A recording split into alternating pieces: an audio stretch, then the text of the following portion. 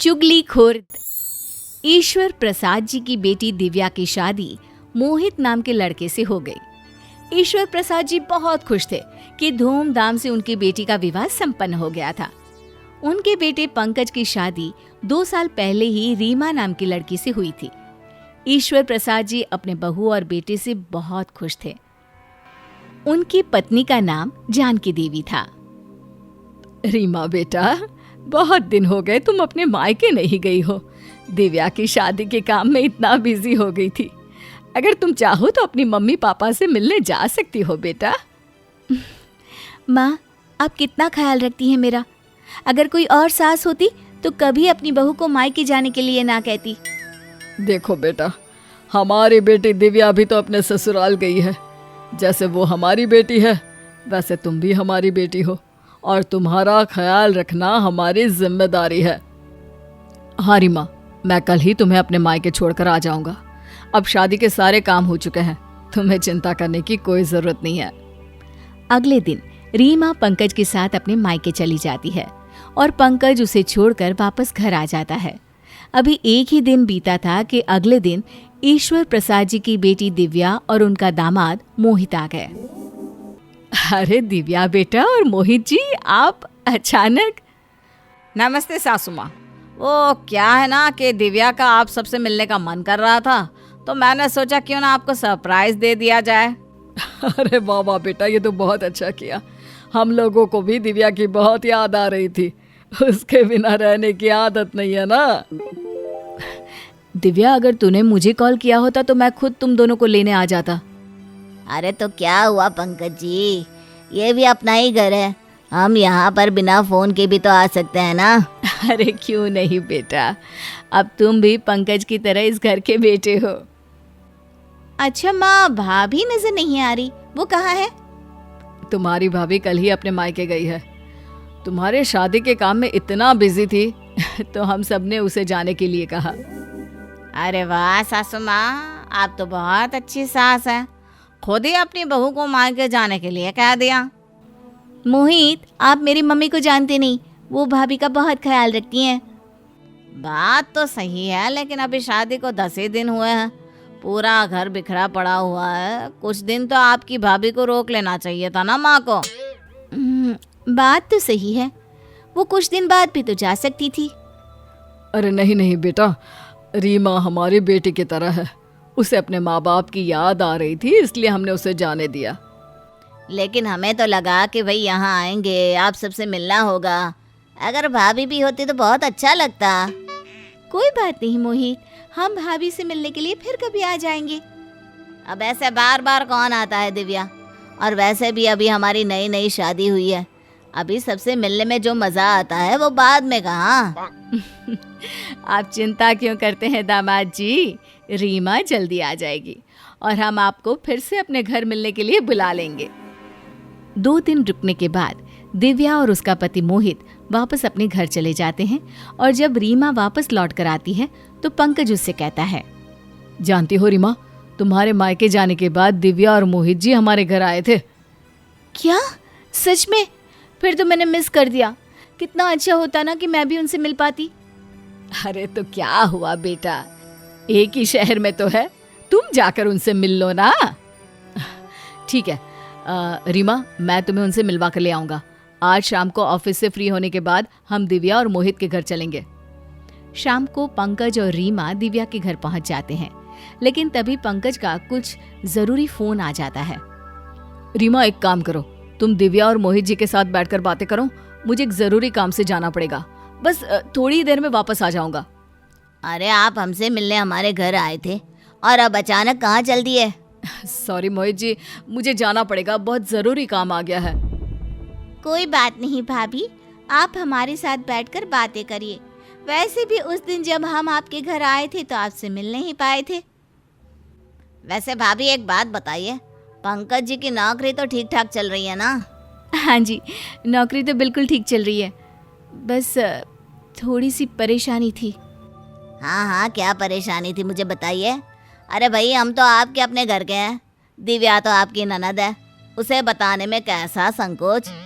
नहीं नहीं नहीं, इसमें संकोच वाली तो कोई बात नहीं, लेकिन कुछ दिनों से पंकज की कंपनी में कई लोगों को नौकरी से निकाला जा रहा है, तो बस हर वक्त यही चिंता लगी रहती है कि कहीं उनकी नौकरी चली ना जाए।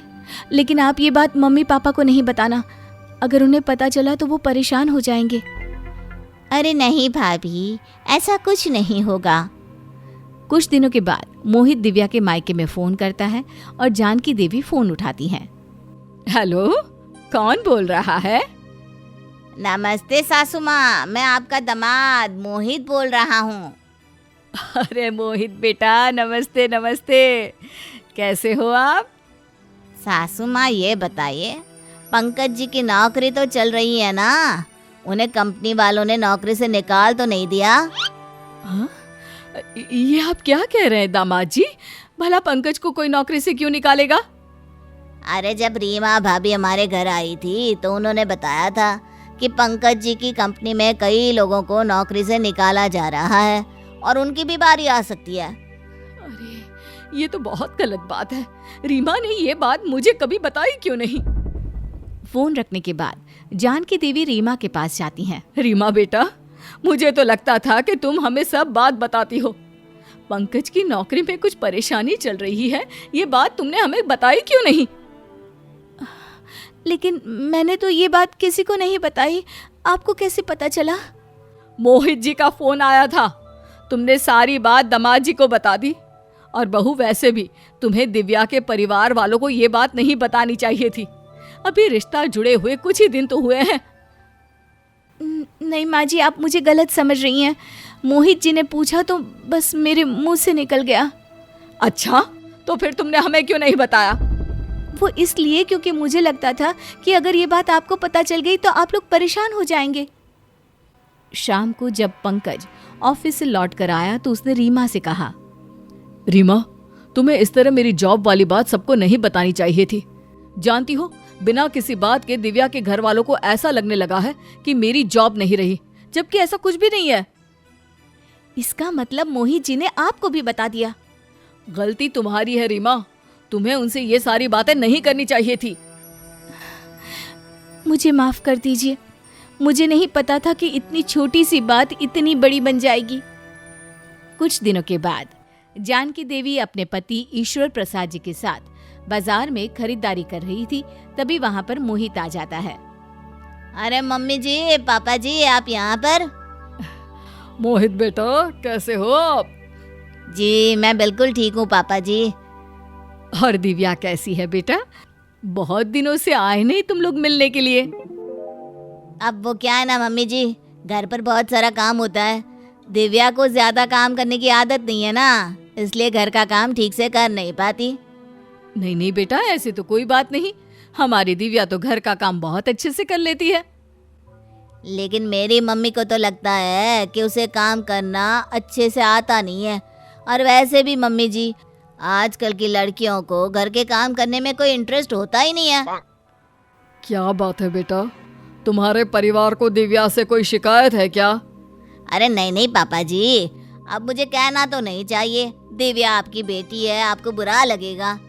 लेकिन वो क्या है ना, दिव्या घर के काम करने में थोड़ी आलसी है, ठीक से कोई काम नहीं करती और इसलिए माँ को अच्छा भी नहीं लगता। कोई बात नहीं मोहित, हम दिव्या से बात करके उसे समझाने की कोशिश करेंगे। अरे नहीं नहीं पापा जी, दिव्या से कुछ मत कहिएगा, वरना वो और ज्यादा नाराज हो गई तो परेशानी हो जाएगी। उसके बाद मोहित वहां से चला गया।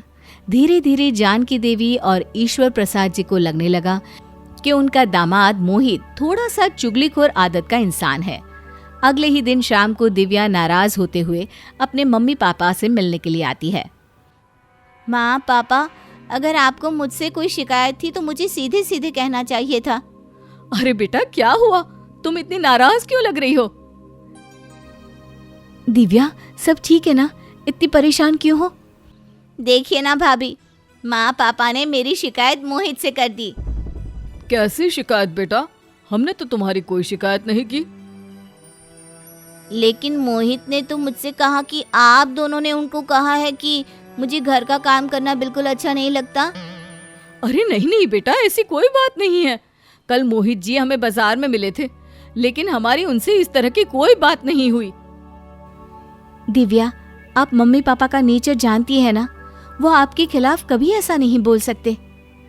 तो फिर मोहित जी ने मुझसे ऐसा क्यों कहा? देखो दिव्या, तुम मेरी बहन हो और मोहित जी तुम्हारे पति हैं। मुझे कहना तो नहीं चाहिए, लेकिन पिछले कुछ दिनों से हम सब ने ये महसूस किया है कि मोहित जी की चुगली करने की आदत है। क्या सच में? भैया आप सच कह रहे हैं?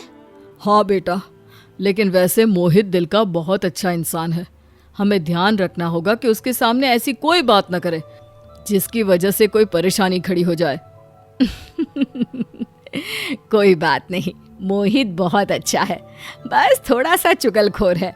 और हमें इस बात का ख्याल रखना होगा कि हम एक दूसरे के घर की बातें सोच समझकर दामाद जी को बताएं। जानकी देवी की बात सुनकर दिव्या, रीमा, पंकज सब लोग मुस्कुराने लगे और घर का माहौल काफी हल्का हो गया। दिव्या की नाराजगी भी अब दूर हो चुकी थी। वो समझ चुकी थी कि उसे अपने पति से कौन सी बातें करनी है और कौन सी नहीं करनी।